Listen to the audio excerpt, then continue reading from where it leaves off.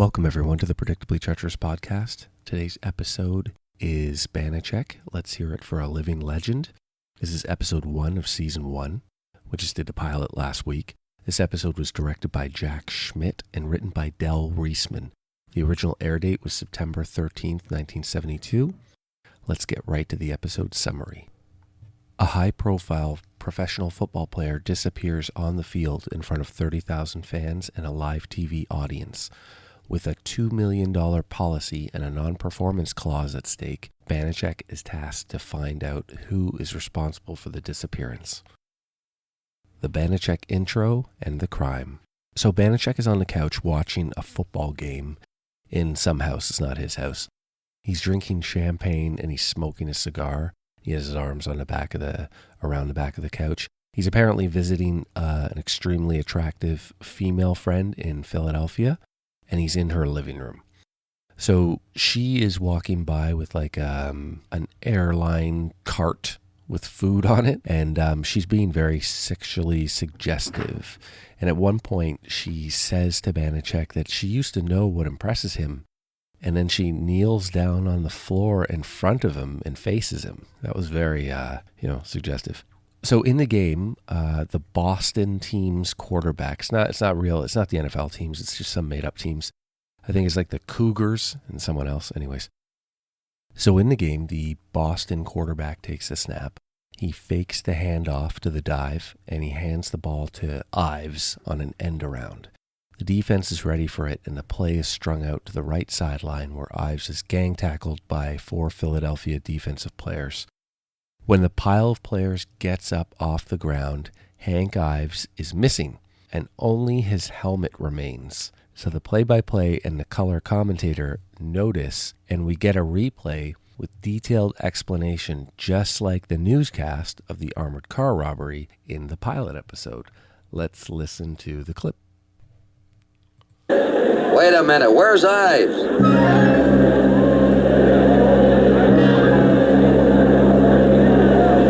They've untangled that pile and all I can see is Cougar players. Where's Hank Ives? And there's the gun ending the first half, and this has to be the most confused ending to a first half in the history of professional football. Okay, Kurt, we're setting it up again on instant replay. See if we can make some sort of sense out of this. There's the snap. Ives takes the handoff right there. He starts for his left, but there you see the Cougars have smelled out the play, and here they go, converging on Ives just about on their own sideline. And there, they've hit Ives hard. He goes down, smothered by 4 Cougar defenders. Now here's Richie Mulligan getting up very slowly. He must have gotten nailed away from the play. And now we're back where they're unpiling off Hank Ives. And there it is again, ladies and gentlemen, in slow motion. They've unpiled, and Hank Ives has vanished. Maybe it's some kind of a joke. Well, either that or Hank Ives has disappeared in front of 50,000 fans and millions of television viewers. Hank Ives... What is it, honey? Some kind of a trick play or something? Well, if it is, it was invented by a coach named Houdini. Okay, to be fair, this is actually it's a really cool opening. It's a really weird idea that a football player goes missing in the middle of a game. It's absurd and it's ballsy, and I liked it. It's a little ridiculous when you watch it too. It's like if you just watch the replay a couple times, I think you'll be able to tell that the number of players that tackled him, the number of players that stands up, it doesn't really match. But anyways, it's preposterous, and I enjoyed it.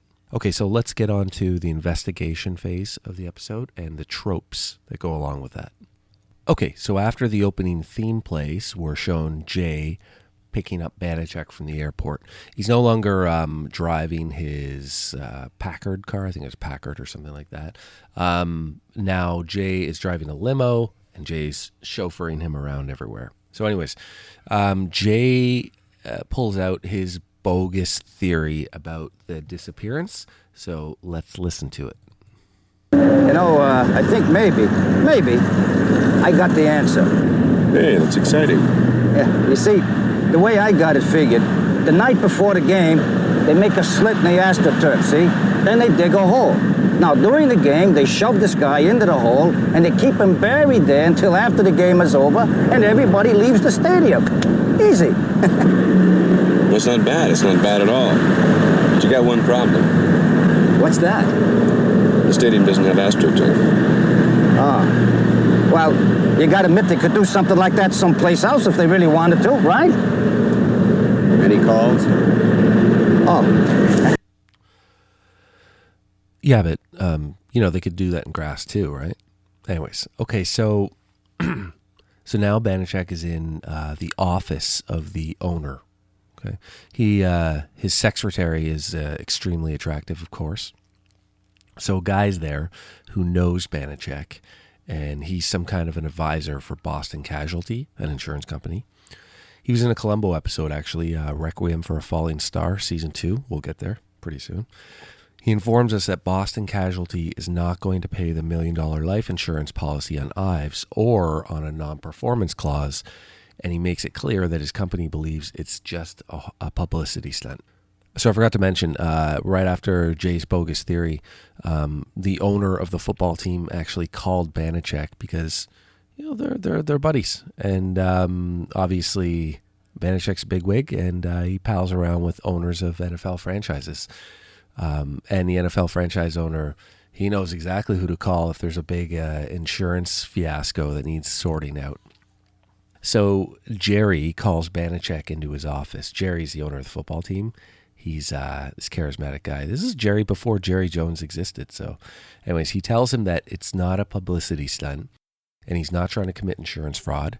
And Banacek suggests that Ives, the guy who was missing, he cooked it up himself. And Jerry thinks that that's not Ives' style, and that Ives had some recent threats on his life, and it's possible that he was kidnapped. So they leave the office, and Ives' ex-wife is in the office dodging questions from reporters, and she's ridiculous looking. She's very attractive as well. So next, he speaks with Banacek speaks with the Philadelphia Cougars players who gang tackled Ives. So there were four defensive linemen who all gang tackled Ives on the play when he went missing. A big guy with a gruff voice tells Banacek that no one liked Ives and he was arrogant. Two of the guys leave for a team meeting, and Joe Fabian, a player, he's actually played by ex-NFL player Deacon Jones. Okay, he stays behind to soak his foot. And Banacek seems to think that Fabian knows something that he's not telling Banacek about. Incidentally, Deacon Jones coined the term sack for a quarterback sack. And it doesn't mean sack like kick the guy in the testicles. It means sacked in the way that you would sack a medieval city, that you would go in there and burn it to the ground. That kind of sacking. The ladies' man. So now Banacek is at home with Ives' ex, of course, and she's watching a taped interview. They're both watching a taped interview that Hank Ives gave on a talk show when he came to Boston. So Ives is really stiff. It's a talk show like David Letterman or something. Ives is really stiff on it, seems really cranky, and Mrs. Ives says she told him not to do it. And Banacek asks her about their relationship, and she tells him that Hank couldn't handle any type of relationship. That's also why she thought Hank couldn't be conspiring, because he wouldn't be able to work with anyone to perform a stunt like this. And Banacek asks her to have dinner with him, of course, and she accepts. So now Banacek is at the Boston Stadium speaking with some of the players. A halfback named Clayton tells Banacek that Hank was intolerable to be around since he lost his good luck charm, which is his dog tags. So later that day, Ives' ex confirms that they meant a lot to Hank. I guess they weren't his dog tags. They were his father's dog tags.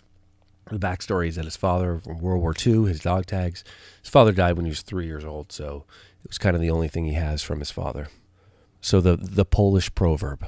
So now in the television studio, Banacek and an engineer are reviewing the film of the game. They see a shot of the sideline, and Ives is in it, and he's talking with the quarterback, Mulligan, So Banacek asks the engineer if he can blow up the shot. The engineer asks why, and he gives him the Polish proverb, "Are you ready?" There's an old Polish proverb that says, if you're not sure that it's potato borscht, there could be orphans working in the mines.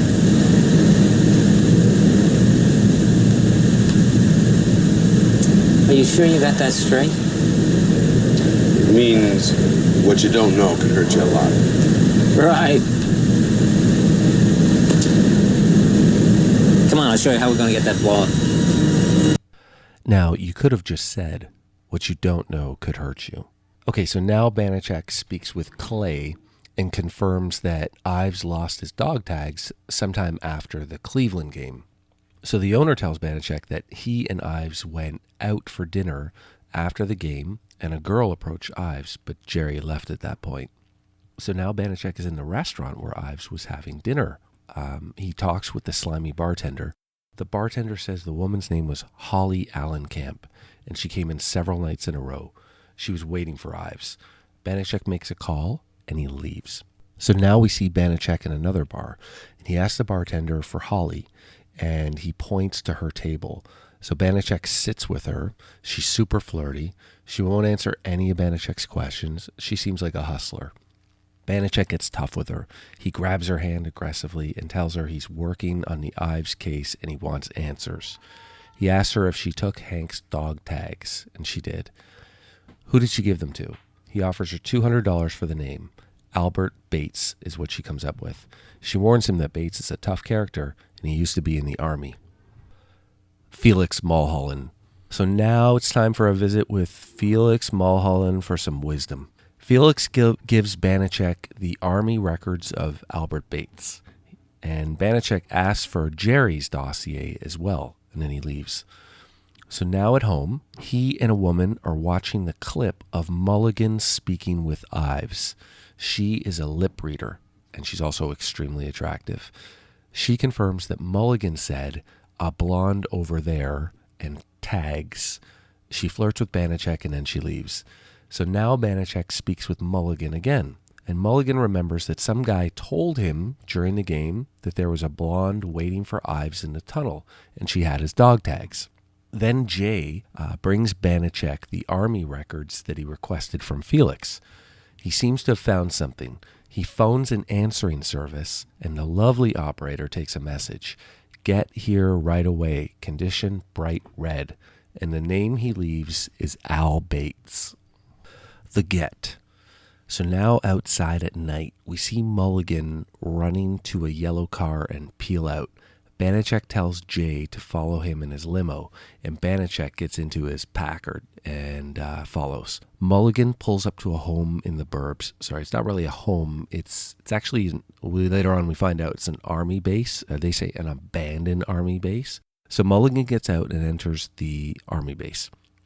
It's like a barracks. So Banacek and Jay pull up behind, and Banacek tells Jay to wait on the street for the cops to arrive. So Banacek approaches the barracks, and a man with a rifle behind him tells him to freeze. So they go in the house together. So inside is Bates, Mulligan, Ives, tied up and blindfolded, and the man with the gun. So moments later, the cops arrive outside, and Bates says they will use Banacek and Ives as hostages, and for Mulligan to cut Ives' ropes. He does, and Banacek says, "It's fourth and long yardage. What play would you call?" And Ives kicks up his legs, knocking Mulligan back. Then Banacek grabs the rifle from Bates, and the cops bust in. The cops take Mulligan, the other guy, and Bates away and leave Banacek and Ives. So they don't stay on the scene and find evidence or question Banacek or Ives at all. They just leave. So Banacek and Ives, okay. Banacek unties Ives, takes off his blindfold, and they leave together. Okay. So the big reveal. So now on the football field, of course, Banacek is explaining to some players, reporters, and episode stakeholders exactly what happened. Let's listen to the clip, and I'll recap it afterwards. It is a long one. Mulligan's on the sidelines.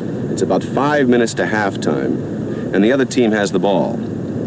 But the Cougars hadn't been able to sustain any kind of drive at all, and Mulligan knows his offensive team will be going in a matter of minutes. So he walks over to where Hank's standing, by himself, as usual. And he says there's this blonde back in the tunnel who says she's got his dog tags. They stole him about 3 weeks ago to have the right bait. They knew those tags would be the one thing in the world to get him off the field during the game. They were sure right, weren't they? But instead of a blonde, back in the tunnel were two other guys. Al Bates and a man named Walt Hicks, a slightly over-the-hill pro playing in a Canadian league. Of course, as soon as Hank moved into the tunnel, he knew something was wrong, but it was too late. Bates had an army car with General stars on it. He told the stadium guards that he was there to pick up General so-and-so. So at halftime, they let him park his army car wherever he wanted. And where he wanted was right near the mouth of that tunnel. And Ives left the stadium the same way Hicks had arrived. Then they took him to the deserted army post that Bates had broken into. Meanwhile, Hicks had come back out of the tunnel. So you're saying that Walt Hicks became Hank Ives? The same general size and build. He put on a helmet with a face mask.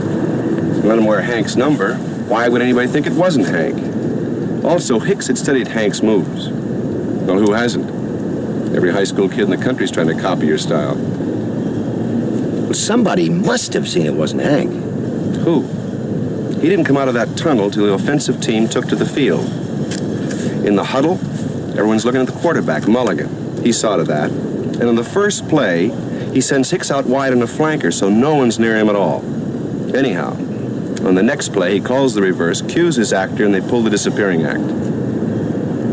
Well, how'd I disappear? I mean, you know, the other me. Give me a hand, will you, Clay? Now remember, Hicks was hit by 4 guys dressed in white with blue trim. They really buried him. Wolinski, Mangine, Fabian, and Fellows. All guys who got 1, maybe 2 years left as a pro. All guys who could use a couple extra thousand for what they thought was a great publicity stunt. Then, in the middle of the pileup,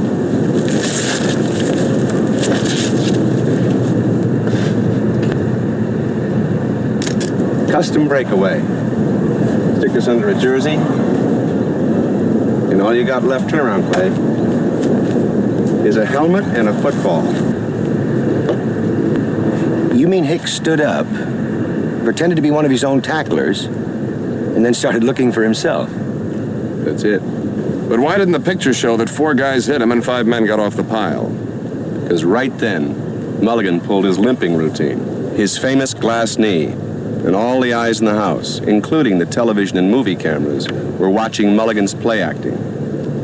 The tackle was staged to happen on the Cougar sidelines. So during Mulligan's diversion, the last guy in the pileup peeled off and pretended he was one of the Cougars who'd gotten away with the action. In a sense, the greatest play Richie Mulligan ever called. Then the gun sounds, it's halftime, and Hicks gets lost in the crowd. Okay, long clip. So let's recap. 5 minutes before halftime, Mulligan tells Ives that a woman is waiting for him in the tunnel with his dog tags, which he loves and he misses and he wants back. So Ives leaves the field via the tunnel. But instead of a woman in there, it's Bates, and he's waiting with an army car. And Walt Hicks is there, and he's the player who looks like Ives. So they hit Ives, and then they knock him out. They put him in the trunk. Bates drives him to the abandoned army barracks, and then Hicks runs out of the tunnel and onto the field, pretending to be Ives. Mulligan calls the end-around play. Ives, but it's actually Hicks, is tackled by the 4 players who are near the end of their careers and need money. And they've been told it's a publicity stunt, so they don't think that there's life or death at stake. They just think it's just some kind of joke or something. So the jersey is a tearaway jersey, and underneath is the other team's uniform. So they tear away the jersey, and then when the Mulligan limps, so the camera will go to him, and eyes on the stadium apparently will go to him. And then the extra guy with the white jersey just stands up and kind of exits the field onto the white team bench. So no one really notices. All they notice is that Ives appears to be missing. and they don't notice the extra player because he just kind of scuttles over to the bench. Okay, so later on when Fabian found out that it wasn't a publicity stunt, he was going to tell. He was going to go to the cops and say what happened. So that's why they killed him. So one thing that I didn't go over in the episode is that Deacon Jones, his character, gets killed. He calls Banacek. He's in a panic, and he's like, well, you got to come meet me. But before Banacek could meet him, he was killed. It was a hit and run. So they're saying they took care of him when he was gonna squawk.